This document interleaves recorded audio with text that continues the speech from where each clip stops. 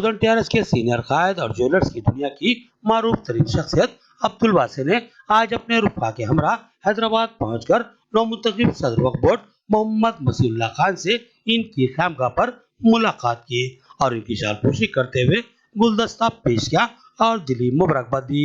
अब्दुल वासे ने कहा कि मसीहुल्लाह खान रियासत तेलंगाना की एक मारूफ तरीन शख्सियत है। साबिक में उन्होंने रियासती हज कमेटी के चेयरमैन की हैसियत से नुमाया खिदमत अंजाम दी। आजमीन हज के लिए की गई इनकी शानदार खिदमत को कभी भी फरामोश नहीं किया जा सकता। इनके दौर में जितने अफराद ने सादत हज हासिल की वो आज भी इनके हक में दुआगो हैं।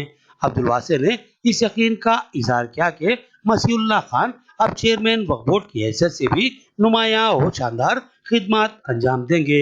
रियासत में अरबों रुपए मालियाती और काफी जायदादें मौजूद हैं। जरूरत इस बात की है कि इन कीमती और काफी जायदादों को मुनफ़्फ़त बख्शी बनाया जाए और मिल्लत के गरीब तबके की फलाह बहबूद के इक़दाम किए जाएं। अब्दुल वासे ने कहा कि मसीहुल्लाह खान एक नौजवान हरकती व बेलौस कायद हैं और समाज व मिल्लत की खिदमत का जज्बा इनमें कूट कूट कर भरा हुआ है।